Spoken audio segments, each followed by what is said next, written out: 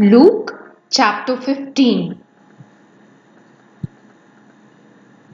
Tax collectors and other notorious sinners often came to listen to Jesus teach. This made the Pharisees and teachers of religious law complain that he was associating with such sinful people, even eating with them. So Jesus told them this story. If a man has 100 sheep and one of them gets lost, what will he do? Won't he leave the 99 others in the wilderness and go to search for the one that is lost until he finds it?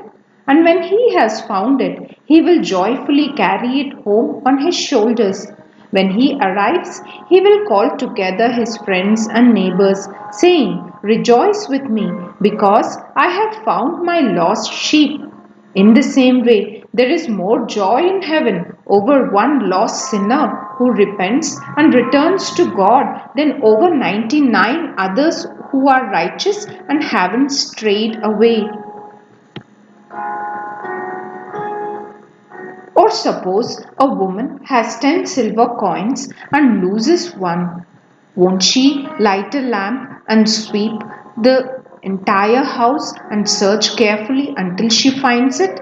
And when she finds it, she will call in her friends and neighbors and say, "Rejoice with me, because I have found my lost coin." In the same way, there is joy in the presence of God's angels when even one sinner repents. To illustrate the point further, Jesus told them this story. A man had two sons. The younger son told his father, "I want my share of your estate now before you die." So his father agreed to divide his wealth between his sons. A few days later, his younger son packed all his belongings and moved to a distant land.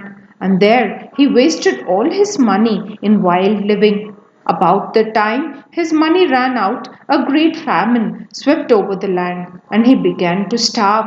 He persuaded a local farmer to hire him, and the man sent him into his fields to feed the pigs. The young man became so hungry that even the pots he was feeding the pigs looked good to him, but no one gave him anything. When he finally came to his senses, he said to himself, "At home, even the hired servants have food enough to spare, and here I am dying of hunger. I will go home to my father and say, 'Father, I have sinned against both heaven and you, and I am no longer worthy of being called your son. Please take me on as a hired servant.'" So he returned home to his father, and while he was still a long way off, his father saw him coming. Filled with love and compassion, he ran to his son, embraced him, and kissed him. His son said to him, "Father, I have sinned against both heaven and you, and I am no longer worthy of being called your son." But his father said to the servants, "Quick, bring the finest robe in the house and put it on him. Get a ring for his finger and sandals for his feet, and kill the calf we have been fattening. We must celebrate with a feast, for this son of mine was dead and has now returned to life. He was lost, but now he is found." So the party began. Meanwhile, the oldest son was in the fields working. When he returned home, he heard music and dancing in the house, and he asked one of the servants what was going on. "Your brother is back," he was told, "and your father has killed a fattened calf. We are celebrating because of his safe return." The older brother was angry and wouldn't go in. His father came out and begged him, but he replied, "All these years I've slaved for you and never once refused to do a single thing you told me to. And in all that time, you never gave me even one young goat for a feast with my friends. Yet, when this son of yours comes back after squandering your money on prostitutes, you celebrate by killing the fattened calf."